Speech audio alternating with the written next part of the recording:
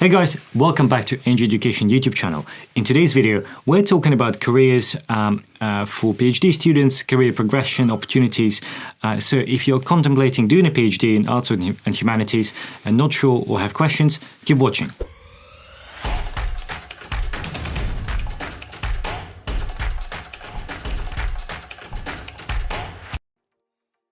All right, guys, so we're here with Dr. Mark Fries. Mark, great to see you again. Nice to meet you. Mark, first of all, can you just tell us a little bit about your own PhD journey? So when did you complete it and why did you decide to do a PhD? Mm-hmm. Yes, so there's lots of different reasons why people do PhDs, but mainly it is considering, at least in part, a career in academia, a career in teaching at higher levels. So that's the reason why I undertook mine. The hope being that I would become a doctor and then teach at that level. And you know, luckily so far I've had the opportunity to do that. So, you know, I had a very clear idea of what I wanted to do sort of during and afterwards. And most people who've taken the decision to take 3 years out of their life to do that will probably be along the same lines. So that's one thing that definitely is worth thinking about. Is that going to be valuable for you? Because there are, of course, different career paths, but the main one is traditionally that you will become a scholar to some degree. Oh, right. Yeah. And, you know, in the UK, for example, the culture is quite different. You know, in Germany, you know, to get certain senior roles in business and politics, it's expected that you have a PhD.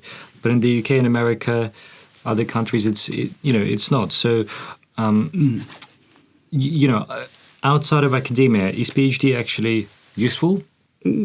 Yes, I mean, I would say so, and it certainly doesn't hurt your chances of getting those jobs. The only reason why there might be some disparity between other cultural ways of doing things in that regard or expectations is because in the UK, maybe depending on what you want to get into, it's maybe better off being on that career ladder than doing 3 years of a tangential PhD. So there is that consideration, of course, but you know, I would say that you know that there's many things as you would get from a traditional undergrad degree or a master's degree. You know, obviously you're showing that you can perform at a higher level.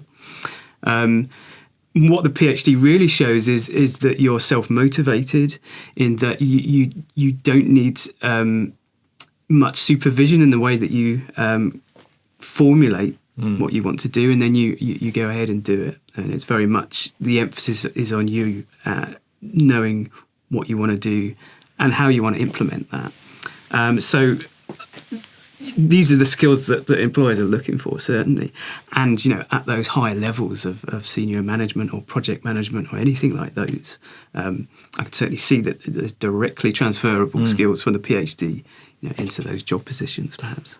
And, you know, my experience, you know, speaking with PhD students, people, you know, already have doctorates, is that, you know, you're kind of on your own, you know, and you know, it can be quite a lonely process. So would you say that's a useful transferable skills, you know, working independently? Yeah, I think absolutely. And I think in terms of the loneliness, that's maybe not quite the same as it used to be because more people are doing PhDs now. So there's much more of a collegiate culture that you can share your, you know, your research, you can share your concerns or whatever with a community of people who are likewise at a similar level. And yes, the expectation is that you will meet with your supervisor or supervisory teams, you know, every few months and assess what you've done and what you need to do or where you're going. But yeah, all the time you're demonstrating your individual capacity to learn, to research, you know, to construct, you know, incredibly detailed arguments and original interventions, as they call it in academia. Interventions, yeah. Cool. And Mark, what does a career transition look like? So let's say you complete your PhD, and then do you just apply for this, you know, on the job market for jobs? Let's say you don't want to stay in academia in the same way as you do after your undergraduate degree? It's similar, but again, because so much of the emphasis is on you and what you do and what you do with your time, you have pathways to that point, to that end point as you go along.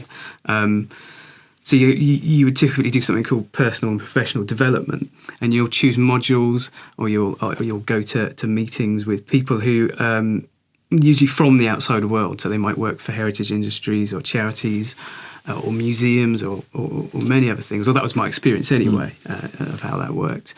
So the idea is that you start networking pretty much as soon as you do that, in the same way that you might do that in a business sense. Interesting. Yeah. So, again, there's actually, very applicable elements